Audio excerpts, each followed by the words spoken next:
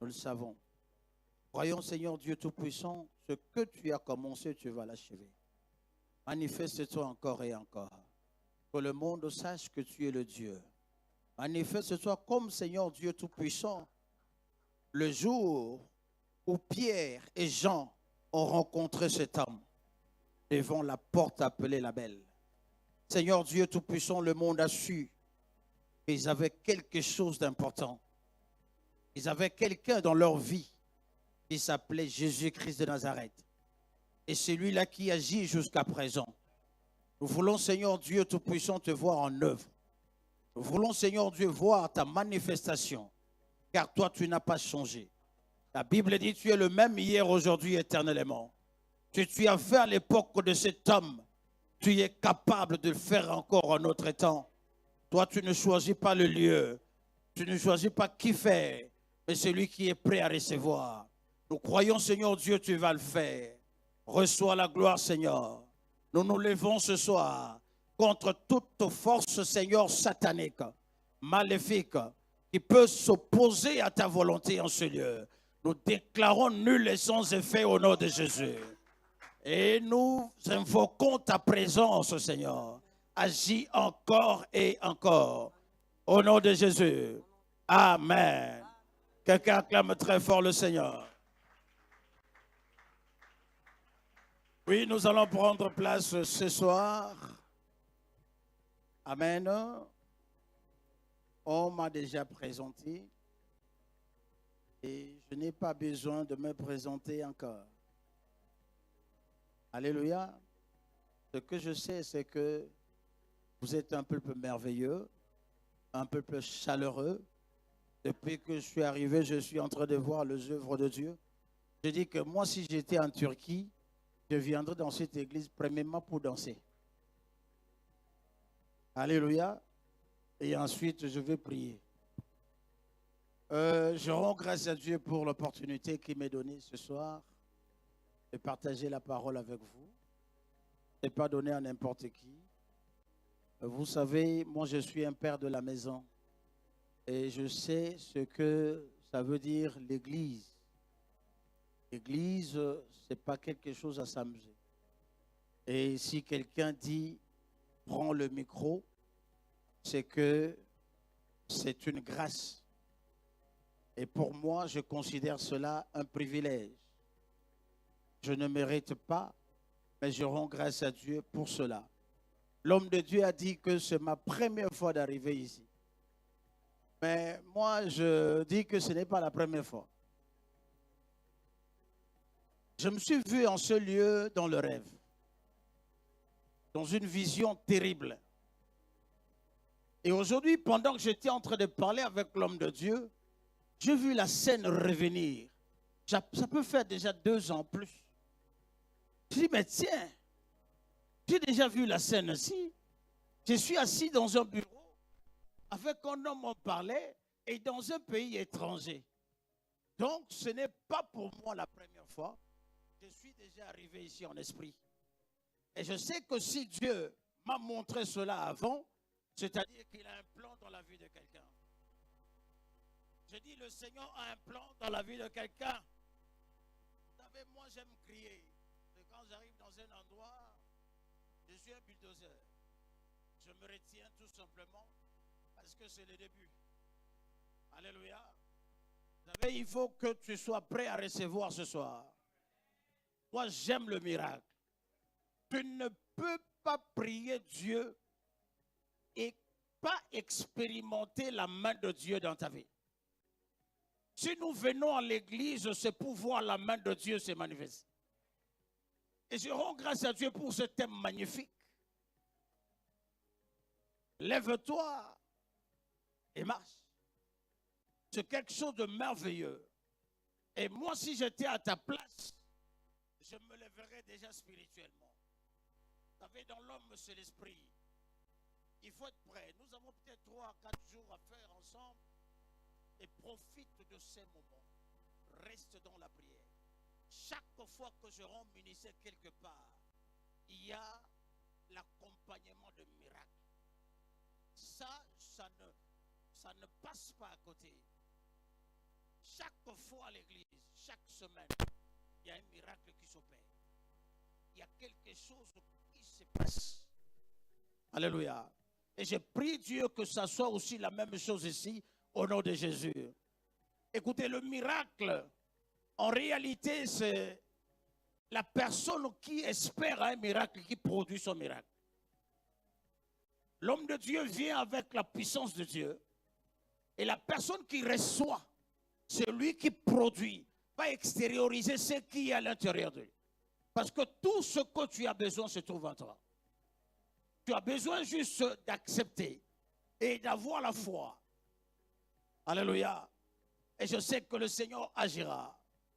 Je demanderai, n'est-ce pas, à la technique de nous donner ce verset de base, le récit que nous lisons dans le livre des Actes des Apôtres, chapitre 3,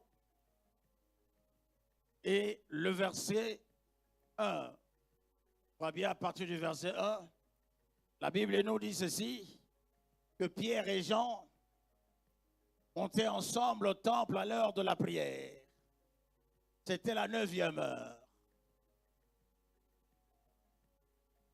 Alléluia. Oui, nous irons tout doucement.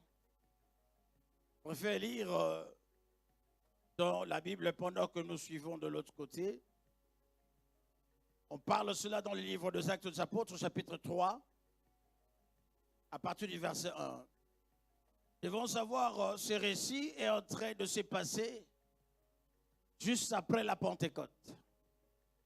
Après avoir reçu l'effusion de l'Esprit.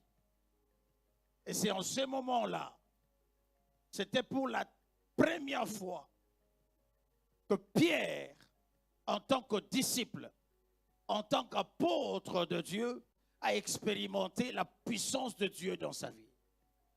Il a vu plusieurs fois Jésus opérer des miracles. Il a assisté même pendant que Jésus est en train d'opérer. Il a même essayé de marcher dans l'eau, sur l'eau. Mais laisse-moi te dire, c'était pour la première fois que Pierre a expérimenté la main de Dieu. Et c'est ici, dans le livre des Actes des Apôtres, chapitre 3, à partir du verset 1, on l'avait dit, Pierre et Jean montaient ensemble au temple à l'heure de la prière. C'était la 9e heure. Il y avait un homme boiteux de naissance qu'on portait et qu'on plaçait tout le jour à la porte appelée la Belle pour qu'il demandât l'aumône à ceux qui entraient dans le temple. Cet homme, voyant Pierre et Jean qui allaient y entrer, leur demanda l'aumône. Pierre, de même que Jean fixa les yeux, lui dit, regarde-nous. Et il regardait attentivement, s'attendant à recevoir de quelque chose. Alors que Pierre lui dit, je n'ai ni argent ni or, mais ce que je te le donne. Au nom de Jésus, Christ de Nazareth, lève-toi et marche. Alléluia. Très bien, nous allons prendre place. La Bible dit que cet homme avait un problème. Le problème, c'était, il était boiteux de naissance. Et ce qui a vraiment tiré mon attention, c'est que cet homme s'est levé le matin et ses frères le prenaient, l'amenaient devant la porte appelée la Belle. Et d'après mes études, j'ai compris que la porte appelée la Belle, c'était la porte de la synagogue. C'était la porte de l'église. Mais cet homme ne pouvait pas entrer à l'église parce qu'il y avait des choses qui l'empêchaient d'y entrer. Alléluia. Il y avait quelque chose qui l'empêchait d'entrer. Moi, je me dis que lorsque je faisais des recherches, j'ai compris que cet homme pouvait avoir environ 30 ans. Un homme de 30 ans. Mais c'est quelqu'un, un vieux. On le portait on le déposait à la porte, appelait la belle. Et le soir, on venait le reprendre, le ramener à la maison. Et chaque fois, c'était la même chose. Mais ce qui attire mon attention, c'est que quand on le prend à la maison, on l'amène devant la porte appelée la belle. Mais on ne laisse pas entrer, mais on le dépose devant la porte. La porte était devenue comme l'obstacle à sa vie. Parce que je me dis que si on avait laissé cet homme entrer dans le temple, dans la synagogue, cet homme allait retrouver peut-être son miracle. Alléluia. Mais le problème, c'est que il y avait un problème. Il n'accédait pas. Il n'entrait pas. Il y avait une situation qui l'empêchait.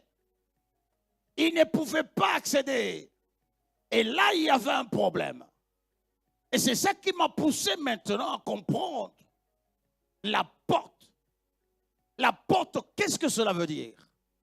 Parce qu'on parle ici de la porte appelée la belle. Mais la porte, c'est quoi? En réalité, parce que quand nous entendons la porte appelée la belle, je ne suis pas en train de sortir de ce message, mais je voudrais tirer quelque chose d'important que vous allez comprendre dans ces récits. Je vais t'amener dans une révélation. Parce que la Bible dit, vous connaîtrez la vérité et la vérité vous affranchira. Vous savez, il est important d'entrer dans la zone de la vérité pour obtenir sa liberté. Tant que tu demeures statique et que tu ne comprends rien, rien ne peut arriver. Alléluia. Voilà pourquoi il faut comprendre. Il avait dit, on le porte le matin, on l'amenait, on déposait devant la porte. Devant la porte. Alléluia. C'est là où ça m'a amené à comprendre que veut dire une porte. J'ai défini la porte comme étant une ouverture spécialement aménagée dans l'enceinte d'une ville pour permettre le passage aux hommes qui entrent et qui sortent.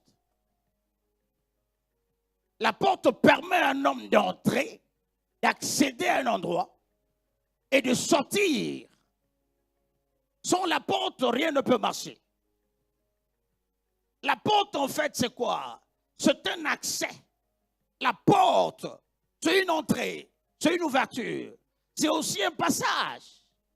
C'est-à-dire, quand on est devant une porte, là, ça devient compliqué. Il faut y accéder.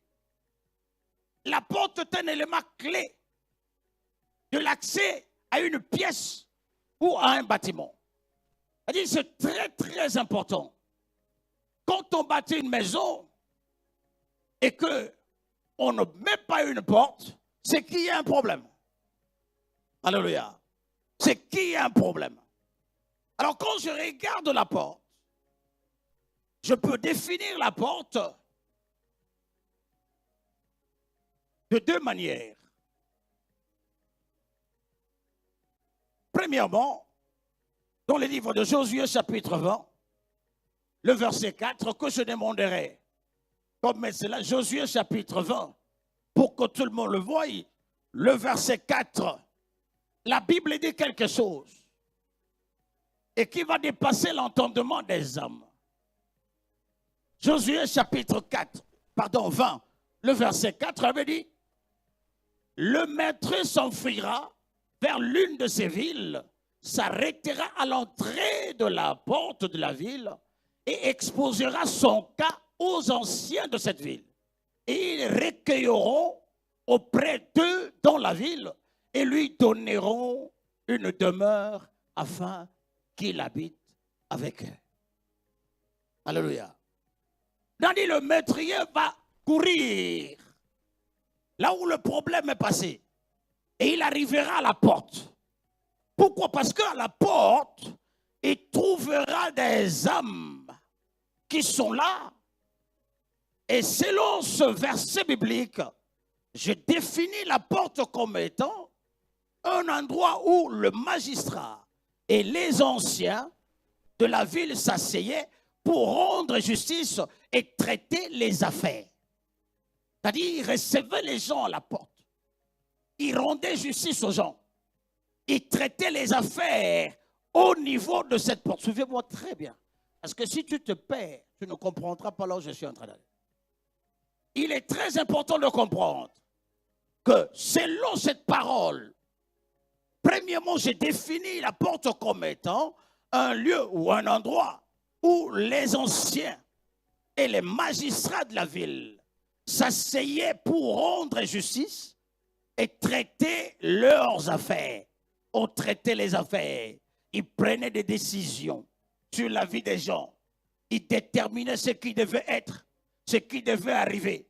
Pour le cas de telle personne, on certifiait certaines choses. Et c'était où? C'était à la porte. Alléluia. Et c'est très important. Et dans le livre de Matthieu chapitre 16, Matthieu chapitre 16 verset 18, la Bible dit ceci. Et moi, je te dis, tu es Pierre. Et sur cette pierre, je bâtirai mon église. Et les portes de l'enfer ne prévaudront point contre elle. Selon ce verset biblique, il s'agit bien de différents endroits où les autorités et les dominations, les principautés siègent et prennent des décisions pour contrecarrer la volonté de Dieu dans la vie des hommes. La porte. Les gens croyaient que cet homme s'asseyait là et il n'y avait rien. Écoutez, il y a une révélation derrière la porte. C'est très, très important. Et vous voyez, en parlant de la porte, Jésus lui-même dira qu'il est la porte. Il est le chemin, la vérité et la vie. Et nul ne peut aller à Dieu sans passer par lui. C'est-à-dire que lui aussi, il est la porte. Alléluia. Il est la porte de ta bénédiction. Il est la porte de ta grâce. Il est la porte de ta faveur. Il est en train de dire qu'il est la porte. Alléluia. Et pendant que Jésus disait à Pierre que tu es Pierre, et sur toi je vais bâtir mon église, nous voyons que cet endroit, où là où Jésus a déclaré devait bâtir son église, il se passe quelque chose de terrible là. Alléluia. Et je l'ai dit bien ce soir que la porte, c'est l'ouverture. Laisse-moi donner la deuxième signification de la porte dans 1 Corinthiens chapitre 16, verset 9. 1 Corinthiens chapitre 16, le verset 9, la Bible dit, car une porte grande d'un accès efficace m'est ouverte. Et les adversaires sont nombreux.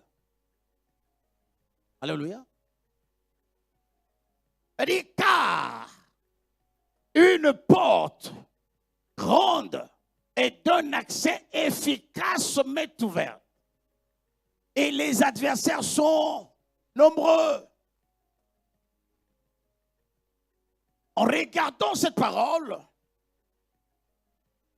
j'ai défini la porte comme étant une ouverture, une opportunité, une occasion d'accomplir la volonté de Dieu ou une occasion d'obtenir ce que l'on cherche. Une occasion d'avoir ce qu'on a besoin. Alléluia. En conclusion, une porte est un tournant décisif. Un lieu où les ennemis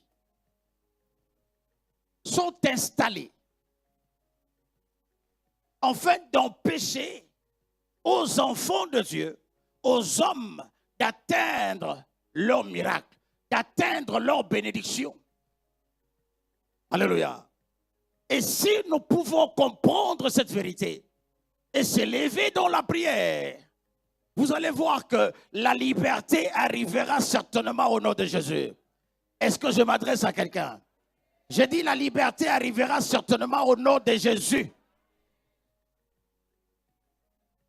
Alors, en parlant de la porte, vous savez, quand ta porte se ferme, quel que soit ce que tu vas faire, si l'ennemi travaille ta vie et qu'il ferme ta porte, tu auras beau faire, tu vas te battre comme tu veux, rien ne marchera. La raison pour laquelle ce soir, nous allons commander à toute porte fermée dans notre vie de s'ouvrir immédiatement au nom de Jésus. Tu me dis amen, bien tu reçois cela. Je dis ce soir, nous allons commander à toutes les portes, quelle que soit la dimension, quelle que soit la taille qui était fermée, de s'ouvrir immédiatement au nom de Jésus. Tu me dis amen, bien tu reçois. Je vais entendre la main de quelqu'un ce soir. Alléluia. C'est très important. Écoutez, la Bible nous dit dans le livre d'Ézéchiel chapitre 11, le verset 1 à 4. Nous allons lire cela. Ézéchiel chapitre 11, le verset 1 au verset 4. Il y a quelque chose que la Bible nous dit. Elle me dit, l'Esprit m'enleva et me transporta à la porte orientale de la maison de l'Éternel, à celle qui regarde l'Orient. Et voici à l'entrée de la porte, il y avait 25 hommes. Et j'ai vu au milieu d'eux Jazania, fils d'Azur, et Pélatia, fils de Benaja, chef du peuple. La Bible déclare, et l'Éternel me dit, fils de l'homme, ce sont les hommes qui méditent l'iniquité et qui donnent de mauvais conseils dans cette ville. Là, Dieu a pris Ézéchiel et l'a amené quelque part. Et la Bible dit, ils disent, ce n'est pas le moment. Bâtissons des maisons, la ville est la chaudière et nous sommes la viande. Et Dieu demande à Ézéchiel, c'est pourquoi prophétise contre eux. Prophétise, fils de l'homme. La Bible nous dit que Ézéchiel a été transporté en esprit. Vous savez, en réalité, dans l'homme, c'est l'esprit. C'est Job. Transporté en esprit. Et l'amené quelque part. Et quand il l'amène quelque part, il arrive devant la synagogue. Devant l'église. Nous revenons dans la synagogue. Là où cet homme était assis à la porte appelée la Belle. Et il amène Ézéchiel devant la synagogue. Et lorsque Ézéchiel arrive devant la synagogue, Ézéchiel va voir 25 hommes qui étaient placés devant la porte de la synagogue. Ils étaient devant la porte de la synagogue. Ils étaient là assis. Et la Bible nous donne la position de ces hommes. Eh bien, ils étaient à la porte du côté de l'Orient. C'est-à-dire à l'Orient. Et quand on parle de l'Orient, l'Orient c'est le côté où le soleil apparaît. C'est le côté où le soleil s'élève. Et quand on parle du soleil, on parle de la lumière. On parle de la bénédiction. On parle de la faveur. On parle de tout ce qui est bien. Et regarde, ces gens sont venus se placer à la porte du côté de l'Orient, à la porte orientale. C'est-à-dire que quand le soleil s'élève, le soleil ne peut pas entrer à la maison pour éclairer les gens qui sont à l'intérieur de la maison. Pourquoi? Parce qu'ils font obstacle à la bénédiction des hommes. Il en est de même pour beaucoup de personnes qui sont en train de vivre aujourd'hui, qui sont en train de souffrir dans leur vie, ne sachant pas qu'il y a des gens devant la porte de leur bénédiction, devant la porte de leur faveur, devant la porte de leur grâce, devant la porte de leur mariage, et qui les empêchent d'entrer dans la gloire de l'Éternel, et qui empêchent la faveur de Dieu de le retrouver de là où ils se trouvent. La Bible les a reconnus en disant, écoutez, c'est Benaja, c'est le fils de tel. Vous savez, un sorcier, tu peux vivre avec un sorcier sans le savoir. Parce que ça ne s'écrit pas sur le front. Quelqu'un qui te fait du mal ne sortira pas de loin. C'est quelqu'un juste d'à côté. Comme quelqu'un a dit, un grain de maïs, comment dirais-je, l'insecte qui détruit le grain de maïs ne se trouve pas à l'extérieur du grain de maïs. Se trouve à l'intérieur. Quand tu fends le grain, tu vas voir qu'il est à l'intérieur. Alléluia. Et ces gens étaient des anciens de l'église.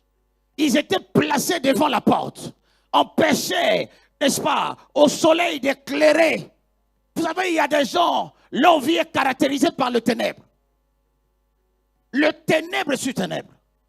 Et quand le ténèbre entre dans ta vie, rien de bon ne peut arriver dans ta vie. Quand le ténèbre commence à entrer dans ta vie, quels que soient les efforts que tu feras, rien de bon n'arrivera. La gloire de Dieu envoie dans ta vie la lumière. Mais il y a des gens, leurs vies sont caractérisées par le ténèbre. C'est comme s'ils étaient voilés. On ne peut pas le voir. On ne peut pas le regarder. Tu passes à côté de ta bénédiction. Tu passes à côté de ta grâce. Tu passes à côté de ta faveur. Quelqu'un qui est appelé à te faire du bien, tu ne peux jamais le rencontrer. Vous savez, il y a des gens dans la vie, on les appelle les hommes de destinée. Ces gens-là sont appelés à te rencontrer. Quand tu le rencontres, le même jour, ta vie change. Et tu peux le rencontrer ici. Tu peux la rencontrer ailleurs. Il y a des hommes de destinée. Toi, tu ne marches pas sur le chemin que le Seigneur a dessiné sur toi. Bien-aimé, l'ennemi est venu faire obstacle devant la porte de ta grâce, devant la porte de ta bénédiction. Et pendant que tu y es là, les gens sont en train de passer et toi, tu demeures toujours statique sur place. Et rien de bon n'arrive. Aujourd'hui, tu es en train d'espérer à quelque chose. Et lorsque le temps là arrivera, tu verras que tu as perdu. Laisse-moi te dire une chose. La stratégie du diable, c'est de te perdre le temps. Et quand il te perd le temps, l'âge avance. Parce qu'il y a des bénédictions. Pour se réjouir de cette bénédiction, il faut que cela arrive à un certain âge. Mais quand cet âge est passé, rien de bon ne peut arriver. J'ai l'habitude de dire à quelqu'un, je dis, écoutez, si Dieu te bénit avec un mariage à l'âge de 70 ans et il te donne une belle voiture et une grande maison avec des piscines, qu'est-ce que tu feras avec cela? Alléluia. Le diable sait. Voilà pourquoi il est en train de faire à ce que tu tournes en rond, que ta vie tourne en rond et que rien de bon ne se passe, que ta vie tourne en rond et tu es en train de voir cela toi-même, mais tu croises le bras, tu ne veux pas t'élever. Laisse-moi te dire, en réalité dans l'homme c'est l'esprit. Si tu ne connais pas saisir spirituellement ce qui se passe dans ta vie, tu ne peux jamais atteindre la gloire de l'Éternel. Toi tu es en Turquie, qu'est-ce que tu vas chercher à Kinshasa? Dans le rêve. Alléluia. Tout le temps, tu es dans la maison familiale. Tu dors ici, mais une semaine ne passe pas. Tu es toujours là-bas. Et tu cherches quoi? Les portes sont fermées. Vous savez, quand les gens là étaient placés à cet endroit et ils empêchaient que la gloire de l'Éternel, vous savez, il y a des vitamines qui sortent au niveau, n'est-ce pas, des rayons solaires. Quand le soleil envoie cette lumière, ça contribue, je crois, sur même la peau. On appelle ça, je crois, vitamine C, vitamine E quelque chose. Il est important que cette lumière-là puisse toucher ta vie. Parce qu'à l'intérieur, il y a des bénédictions. Mais eux, ils sont partis devant au niveau de là où le soleil apparaît et ils se sont placés à cet endroit. Ils ont créé un obstacle. Tu veux cela, tu te retrouves dans ton village. Tu veux faire cela, tu te retrouves dans la maison familiale en train de manger. Tu fais cela, tu es avec les gens dans une fête, c'est toi qui sais. Tu fais cela, tu es en train de marcher. Vous savez, je veux dire aux gens qui ont besoin de voyage, quand tu veux voyager, ou tu es sur le point de voyager, et que tu réalises un songe, que tu portes la chaussure du mauvais côté, le gauche tu mets à droite, et droite tu mets à gauche, laisse-moi te dire, rien ne doit arriver. Les autres, tu es dans une maison et tu veux sortir. Tu avais laissé peut-être tes babousses. Et pendant que tu veux mettre les babousses dans le rêve, tu te rends compte que tu as mis le mauvais pied à côté. La chaussure symbolise le voyage. La chaussure symbolise le voyage. Quel est ton problème? Tu te vois toujours dans le parking. Tu te vois au parking. Tu te vois à l'aéroport. Se voient en train d'entendre le bus. Les autres se voient eux-mêmes en train d'attendre le bus. Et le bus l'a laissé. Et il est resté là. Les autres poursuivent même le bus à pied. Et toi, tu te lèves le matin. Tu es là comme si tout allait bien. Et tu viens à l'église, tu croises le bras, tu penses que tout... Laisse-moi te dire, on ne voyage pas le jour qu'on a voyagé. On voyage déjà avant. Il n'y a que ton corps qui part, parce que l'esprit part d'abord. Et laisse-moi te dire, si ta porte est fermée, et que tu es... Les gens qui étaient dans cette maison-là vivaient dans ce qu'on appelle l'esprit de contrôle, premièrement. Deuxièmement, l'esprit de réclamation. Il y avait une autorité, il y avait des principautés qui les contrôlaient. Ce sont eux qui avaient leur vie entre les mains. Quand Dieu déposait la bénédiction entre leurs mains, il faisait obstacle à leur bénédiction. Et ils restaient toujours dans le ténèbre. Leur maison était toujours dans les ténèbres. Ils ne comprenaient pas. Ils mangeaient, ils buvaient, ils allaient dans des bars, ils se mariaient, ils faisaient tout. Mais en réalité, ils sont dans la captivité.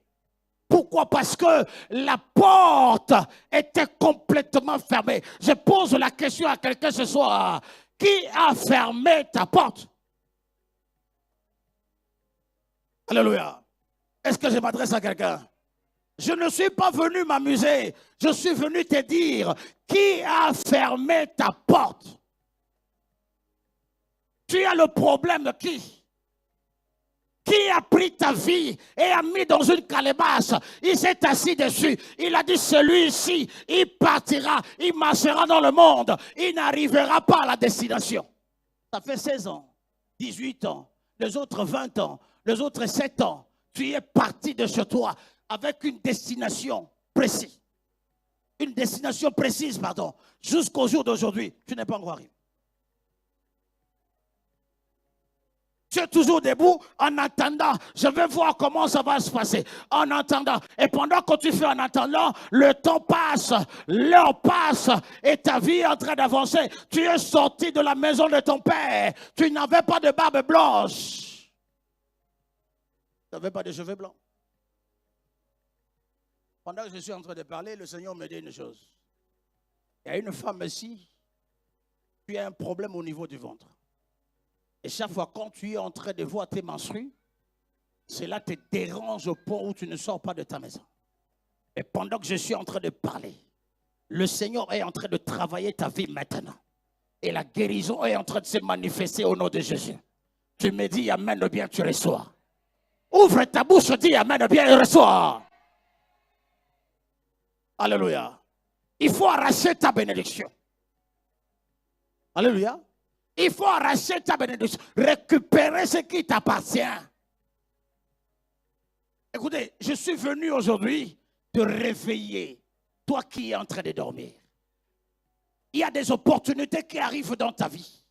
Mais qui sont en train de passer au-dessus de ta tête. Parce que quelqu'un a décidé. Il a dit, écoutez, tu ne peux pas voir le bonheur tant que moi, je m'appelle telle personne. Tu ne peux pas voir le bonheur tant que tu portes mon nom. Parce qu'il y a des noms aussi que vous portez qui vous portent malheur. Que dit 1 Corinthiens chapitre 16 verset 9? 1 Corinthiens chapitre 16 verset 9. La Bible dit, car une porte grande et d'un accès efficace m'est ouverte et les adversaires sont nombreux. C'est ce que cela veut dire. C'est l'apôtre Paul qui dit. Apôtre Paul est parti du lieu où il était. Et il est allé quelque part. C'est une affaire. Il était dans le besoin. Il devait faire quelque chose. Mais quand il est arrivé à cet endroit, il a vu que la porte était grandement ouverte. Et il a dit, une porte grande et d'un accès efficace. Comme mon roi bien. C'est ouvert. Mais il a remarqué une chose. C'est qu'autour de l'affaire là, il y a tellement des adversaires. On te promet une affaire que tu dois faire demain. La nuit, c'est le combat. Tu te retrouves dans ton village. Tu te retrouves dans la maison familiale. Tu te retrouves en train de manger. Laisse-moi te dire, si tu manges dans le rêve, toute nourriture que tu manges, c'est un point de contact qui permet aux esprits impurs de te contrôler. Toute nourriture que tu manges. Et quand tu entres encore dans le domaine de rapports sexuels, là tu as tout fini. Parce que dans ce domaine, il agit même les marabouts, les sorciers, les charlatans, les méchants. Dans ce domaine, il agit tellement. J'ai toujours dit que ce n'est pas du fait que tu sois et que tu vois ces choses et que tu sois peut-être dans un problème dans le domaine sentimental. Non, pas forcément. Ça peut être la sorcellerie. Apôtre Paul dit, une porte grande et d'un accès efficace m'est ouverte. Il appelle sûrement Timothée. Il dit, Timothée, je suis arrivé dans cette ville-là. Je vois les affaires, je vois les projets, je vois les gens qui me proposent du travail. Mais les adversaires, les ennemis sont nombreux. Et je n'arrive pas à comprendre ma vie. Je mets le pied ici, ça ne marche pas. Je mets le pied là-bas, ça ne marche pas. J'ai l'impression que je suis dans un carrefour à 4 voies. Laisse-moi te dire, chaque carrefour a son explication spirituelle. Dans le domaine spirituel. Alléluia. Il y a des gens qui se voient dans un carrefour. Qu'est-ce que tu fais dans un carrefour? Le carrefour, c'est un autre monde. Un monde des esprits. C'est dans le carrefour qu'on fait des sacrifices. C'est dans le carrefour. Vous savez, il y a des carrefours, quand on fait ça, après avoir placé la plupart des carrefours, vous allez voir, il y a des monuments, des statues dans chaque carrefour. Et cela a un symbolique sur le plan spirituel. Ce n'est pas pour rien on le fait. Et les gens qui sont dans des sectes pernicieuses, ceux qui sont dans la magie, ceux qui sont dans ces choses, laisse-moi te dire, ils travaillent dans des carrefours. Et pas n'importe lequel. Il va chercher le carrefour qui va équivaloir à ce qu'il va faire. Parce qu'il y a des travaux qu'on peut faire que dans un carrefour à 5 voies.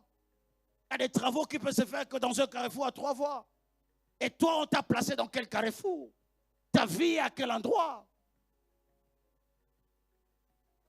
Le Seigneur est en train de me dire, il y a une sœur ici, tu es en train de chercher le voyage. Mais tu es appelé dans ton pays. Et tu as demandé qu'on voie. Pourquoi tu n'arrives pas à voyager? Ça, c'est une erreur que tu avais faite. Une erreur que tu as eu à faire. Tu t'es exposé spirituellement. Et cela a créé encore des problèmes graves. Parce qu'on a pris ton nom, on a amené quelque part. Non seulement avec le nom, mais avec ta photo. Et après la demande que tu as faite, les choses sont devenues très difficiles. Et ma prière ce soir, que le Seigneur t'accorde la liberté au nom de Jésus. Je dis que le Seigneur t'accorde la liberté au nom de Jésus. Quelque chose est arrivé dans ma vie. Mais Seigneur, ce que je remarque, c'est qu'il y a des choses qui sont comme des obstacles et qui m'empêchent d'avancer, qui m'empêchent d'expérimenter la gloire de Dieu, qui m'empêchent de voir la main de Dieu se manifester. Comment quelqu'un tu peux rester dans ta vie? Tu vas rester aujourd'hui malade, demain malade. Vous savez, tant qu'ils ont ce cas, et ce soit pour ceux qui ont l'habitude dans la nuit. Manger dans des rêves, que ce soit le jour ou la nuit, cela symbolise la captivité totale. La nourriture dans le rêve, ça vient d'abord anéantir ta vie de prière. Deuxièmement, ça vient accentuer le pourcentage de maladies qui se trouvent au-dedans de toi. Tu seras fatigué, tu seras toujours malade. Après, ça vient, n'est-ce pas, empêcher la gloire de l'Éternel se manifester. Et pour finir, ça place au-dedans de toi un point de contact. C'est-à-dire, chaque fois qu'ils ont besoin de toi, ils viendront entrer. Il y a des gens, tu pries, tu finis de prier, tu fermes les yeux, tu es en train de faire couche. Tu pries, tu fermes les yeux, tu es en train de manger. Après, tu pries après 4 heures du temps et tu fermes les yeux, tu es en train de manger. Tu pries, tu fermes les yeux, tu te retrouves dans ton village, dans la maison familiale. Une porte qui s'est ouverte. Mais les adversaires qui est derrière toi, la raison pour laquelle cet homme à la porte appelé la belle ne pouvait pas expérimenter la gloire de Dieu avant l'arrivée de Christ, parce qu'il y avait un problème. Il y avait un problème. Mais laisse-moi te dire, aujourd'hui, il y a quelqu'un que Dieu a envoyé dans ta vie et qui est venu comme Pierre, qui est venu comme Jean et qui va juste parler une parole, déclarer quelque chose et je sais que tu sortiras de là au nom de Jésus. Je veux entendre la main de quelqu'un ce soir. Écoutez, chaque chose a son temps. Chaque chose a son temps. Si tu rates ces temps-ci, tu vas tout rater. Dis-moi, aime bien. Tu vas tout rater. Écoutez, un jour, je priais et Dieu m'a emmené dans un endroit. Vous savez, moi, j'ai un témoignage. Déjà, nous n'avons pas le temps, mais c'est un grand témoignage. Et depuis que le Seigneur m'a parlé de ça, jusqu'à aujourd'hui, je suis en train de voir les miracles de Dieu. Je dis bien les miracles. Je suis en train de parler comme ça, le monde m'écoute. Il y a dernièrement une femme qui est venue à l'église. Je faisais juste la prière à la radio. Et son enfant était malade. Il avait l'otite. Et cela a pris tellement de mois. Elle est allée à l'hôpital fatiguée. Et elle a dit, médecin, cet homme, je l'écoute tout le temps. Mais je pense que aujourd'hui, je vais appliquer la foi. Et elle a pris la radio. Elle a mis dans l'oreille de l'enfant. Après la prière, les pus qui sortaient de son enfant a tari, a séché. Et la guérison est arrivée immédiatement. Vous savez, ce sont des témoignages que j'écoute, étant peut-être dans mon bureau, étant peut-être quelque part. J'apprends que tel a vu la main de Dieu, tel a expérimenté la main de l'Éternel. J'ai dit, écoutez, toi tu verras la même chose au nom de Jésus-Christ. J'ai dit, tu vivras la même chose au nom de Jésus.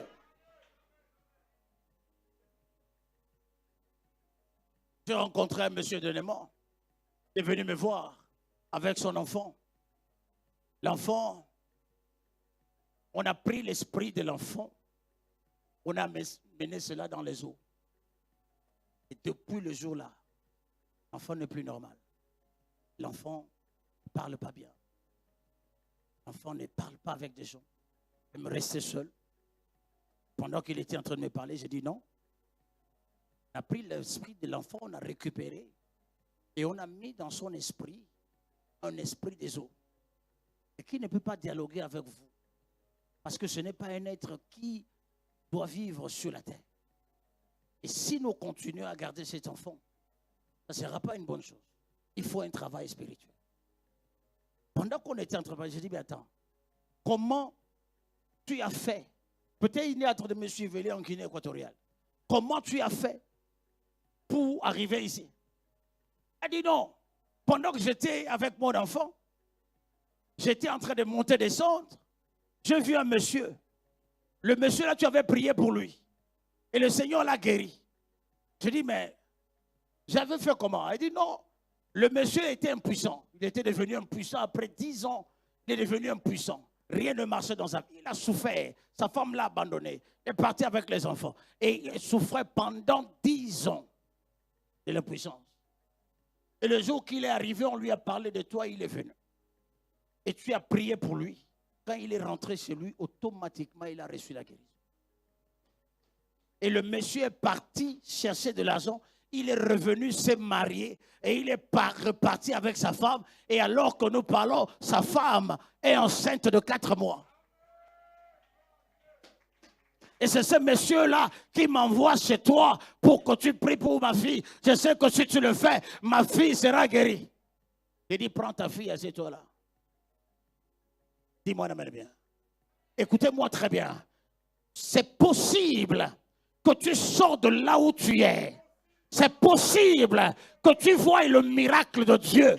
C'est possible que tu vois Jésus-Christ sur ton chemin en train de se manifester, en fait que la liberté arrive certainement. Tu peux faire la différence.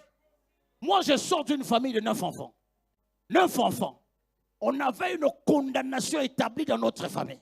Tu ne te maries pas. Personne ne peut aller. Tu peux aller avec n'importe qui. Mais prendre une femme, mettre à la maison, c'est prohibé. J'ai hasardé une fois. J'ai envoyé celle que je voulais prendre en mariage en Belgique. Il est arrivé là-bas, il m'a dit, papa, tu m'oublies.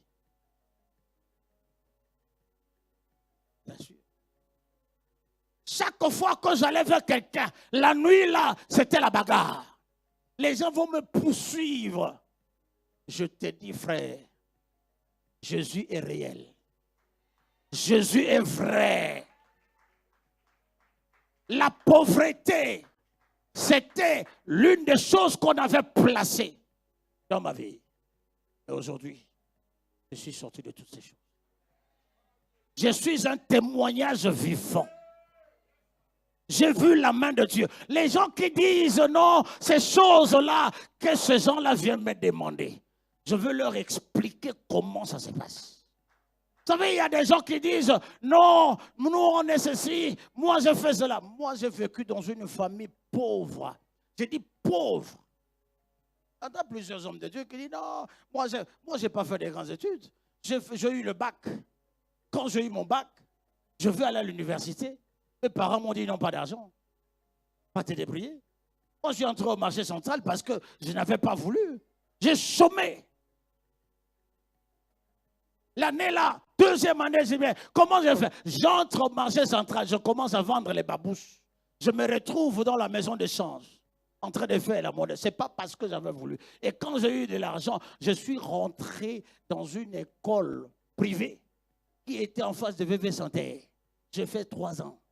Mais sache que tu es en train d'aller au marché et tu pars à l'école. Ce n'était pas ça. J'ai toujours voulu être un magistrat. J'ai toujours voulu devenir ceci. Mais laisse-moi te dire, je n'ai pas pu. Parce que la pauvreté était plus. Et c'est là quand je suis parti. J'ai dit que je dois sortir de là. Cette pauvreté m'a suivi. Ce qui se passe dans ta famille ne te laissera pas jusqu'au jour où tes yeux vont s'ouvrir. Les écailles de tes yeux tomberont, tu verras. Laisse-moi te dire, ce sont des choses qui ne laissent pas. C'est un camion, c'est une voiture qui t'amène quelque part. Tu n'as rien à dire. Tu es arrivé, tu as trouvé ça. Et c'est là-dedans que tu es. Tu portes le sang là. Tu vas quitter, toi tu es qui? Si ce n'est pas Jésus-Christ. Pierre a dit, je n'ai rien. Je n'ai ni argent ni or, mais ce que j'ai, je te le donne. Ce que j'ai, je te le donne. Tu as besoin de ça, frère. Tu as besoin de Pierre. Et le Pierre d'aujourd'hui est là ce soir. Alléluia. Oui, je te l'ai dit. Ce sont des choses vraies. Moi, j'ai vu des choses. J'ai pleuré tout le jour. Je disais à Dieu, mais Seigneur, qu'est-ce que nous, on a fait aux gens? Il y a des hommes intelligents.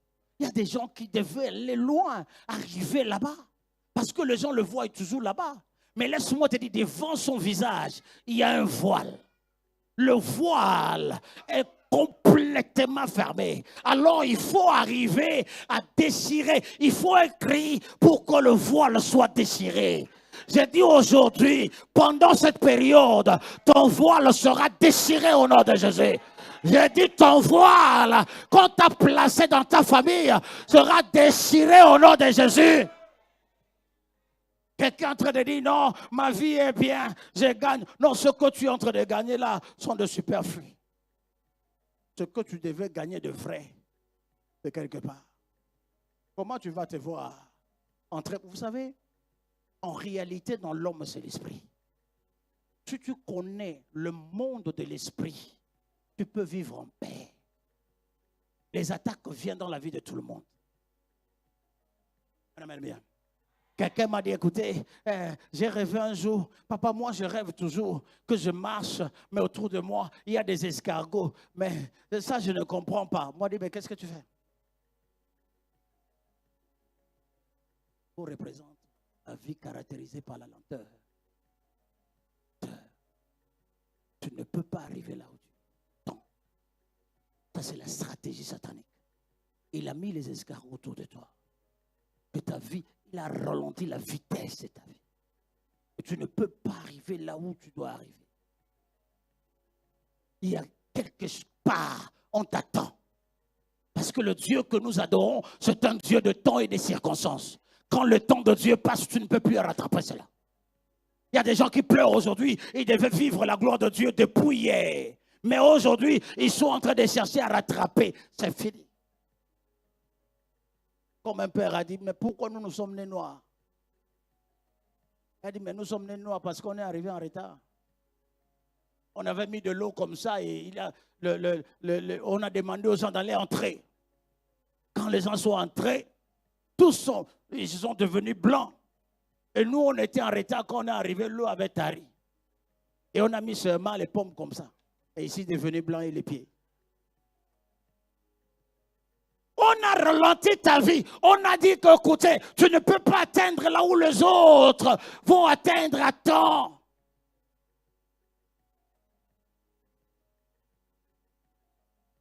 Ceux qui sont arrivés là où tu veux partir en disant ça 80, ce n'est pas la même chose que ceux qui sont arrivés en 2000. Encore moins ceux qui arriveront en 2024, 2025. Parce que je sais qu'ici, après ici, ta porte va s'ouvrir. Je dis après ici, ta porte va s'ouvrir.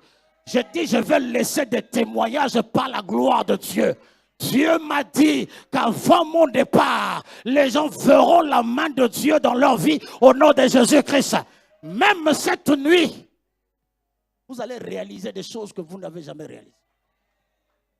Vous allez vous battre avec des gens qui venaient tout le temps prendre ce qui vous appartient. Mais aujourd'hui, j'ai dit aujourd'hui, il y a quelque chose qui entre dedans de toi. Il y a quelque chose qui est en train de se manifester dedans de toi. Il y a quelque chose d'inhabituel qui va descendre dans ta vie et ton esprit se réveillera.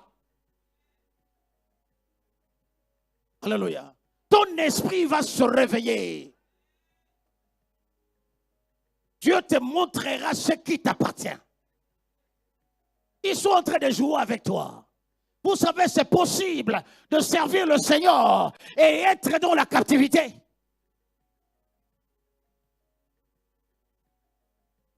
possible de servir le Seigneur. Même à la chair. Et être dans la captivité. La Bible dit, Jésus a regardé Pierre et il a dit à Pierre, Pierre, Pierre, Satan t'a réclamé pour te cribler dans le froment. Mais j'ai prié pour toi. Alléluia. Il dit, j'ai prié. Satan est venu réclamer Jésus. Réclamer Pierre. C'est qui? C'est Jésus. Il a dit à Pierre, il a dit à Jésus, le type qui est à côté de toi là, il nous appartient. Le type là, son père était marabout. Ou son père avait vu les tradis praticiens. Et ils ont fait des scarifications dans sa vie pour la protection. Et ceci a créé une porte ouverte. Et n'importe quel esprit, n'importe quel démon. J'étais en train de parler au pasteur, j'ai dit, mais ici, nous sommes dans une zone hantée. Ce pays est caractérisé d'une sorcellerie à outrance. Mais vous ne pouvez pas voir ça. Vous ne pouvez pas voir ça. Chaque territoire que tu arrives, tu ne connais pas la personne ou n'est-ce pas les démons territoriaux. Tu ne peux pas t'en sortir. Un jour, je priais là où on a implanté l'église. Ça ne marchait pas. On était en train de se battre. On était en train de tout faire. J'ai pris un jeûne de 7 jours.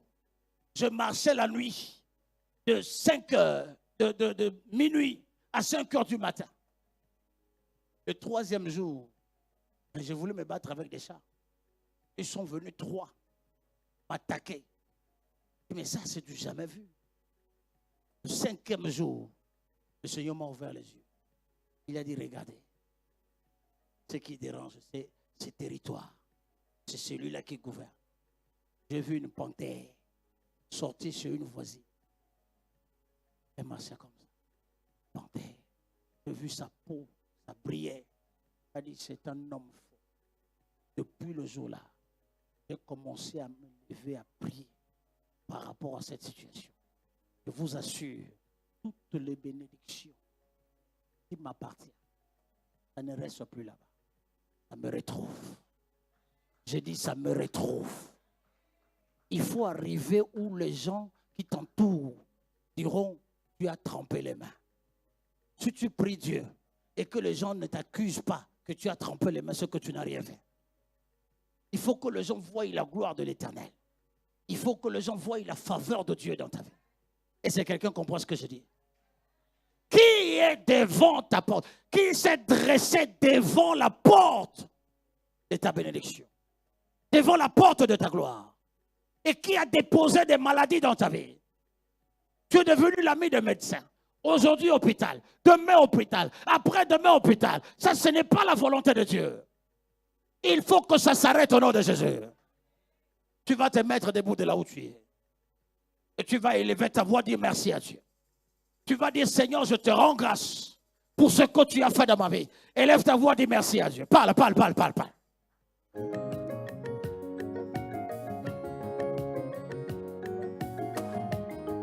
Parle à Dieu.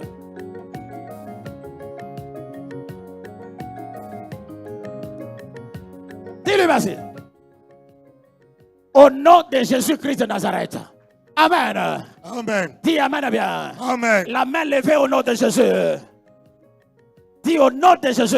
Au nom de Jésus. Père, accorde-moi la force. Accorde-moi la force. Accorde-moi la force. Accorde-moi la force. Ce soir, je dois sortir. Je dois sortir. De là où on m'a placé. De là où on m'a placé. Là où on m'a gardé. De là où on m'a gardé. Au nom de Jésus. Au nom de Jésus, donne-moi la force, oh Dieu. Nabimeska koti sanga. Tu dois sortir de là. Na kombo na Yesu. Zoto na bima. Bongo na bima. Libala na bima. Bana na bima. Je sors de là où on m'a placé. Sors de là. Sors de là ce soir. Les prakaya passe à breka payana. Vala.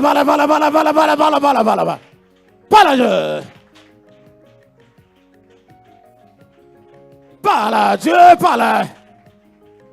Parle, Jésus parle. Au nom de... Amen. La main levée au nom de Jésus. Père, toute maladie qui ont déposé dans ma vie, qui ont été déposées dans ma vie et qui sont en train d'agir. Oh Dieu, je commande à ces choses de retourner en l'envoyeur. Les maladies, les chèques, les blocages, le célibat, je vous ordonne par le nom de Jésus de retourner à l'envoyeur. De retourner à l'envoyeur. Au nom de... Élevons nos voix, prions au nom puissant de Jésus-Christ. Commande à cela de retourner à l'envoyeur ce soir. Commande à cela de retourner là où ça vient. De retourner là où ça vient. Les bras, que cela retourne là où ça vient.